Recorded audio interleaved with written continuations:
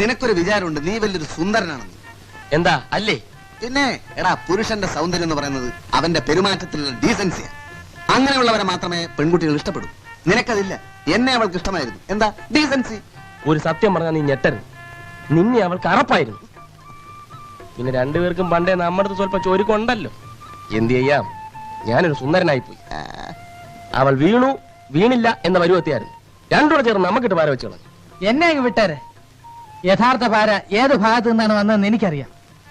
മഹത്തായ ഒരു ലക്ഷ്യം നേടാൻ നമ്മൾ പരിശ്രമിച്ചു, നടന്നില്ല. പാര വന്നത് ഏത് ഭാഗത്ത് നിന്നാ കോരെ? ഈ കോരയ്ക്ക് പാര വെച്ചാ നായര. നിങ്ങൾക്കുള്ള പാരയും ആ ഭാഗത്ത് നിന്നാ വന്നിട്ടുള്ളത്. ഉറപ്പാണ്. എടാ, നിന്റെ ഒന്നും തലയിൽ ആള് താമസമില്ലേ? അയാള് കള്ളനാ. എന്നെ അയാൾ കുടിപ്പിച്ച് കൊരങ്ങനായി കളഞ്ഞില്ലേ? ഓഹോ, അങ്ങനെയാണെങ്കിൽ നമ്മൾ തീവ്രവാദികളാകേണ്ടി വരും.